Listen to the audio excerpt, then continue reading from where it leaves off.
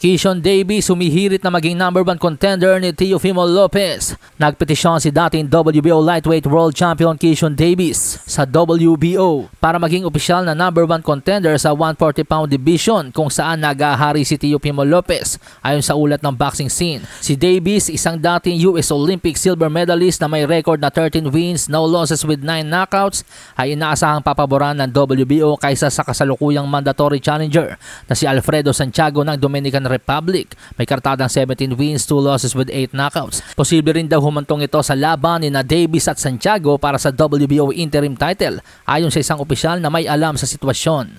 Noong Pebrero, pinasabog ni Keyshawn ang mundo ng boxing nang pabagsakin niya si Dennis Berinchik sa ika-4 na round para masungkit ang WBO World Lightweight title. Pero agad na bumagsak ang kanyang momentum nang magmintis ang kanyang timbang noong Hunyo kontra Edwin De Los Santos.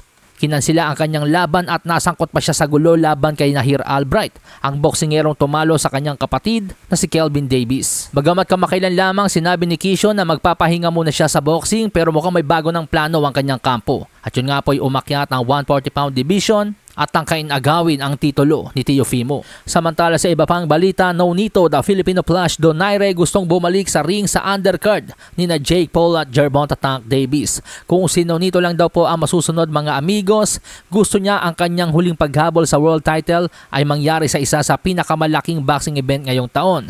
Anya sa panayam, sana makasama ako sa undercard ni na Jake Paul at Tank. Masaya yon, entertaining yung laban. Isa yan sa mga option na gusto kong i-consider. Ang tinutukoy niya ay ang exhibition fight ni na Gervonta Tank Davis at Jake Paul sa darating na November 14 sa State Farm Arena, Atlanta, Georgia. Si Donaire, isang 4-division world champion, ay kasalukuyang may hawak ng interim WBA bantamweight title matapos ang kanyang panalo by a technical decision sa round 9 kontra Andres Campos noong June 14. Posibleng maisama si Donaire sa undercard dahil sa koneksyon niya sa MVP Promotions na pag-aari ni Jake Paul. Si Donaire, may kartadang 43 wins, 8 losses with 28 knockouts, ay naging analyst sa ilang MVP events. Isang role na hindi lang bayad ng kapalit, kundi pati personal na pag-unlad.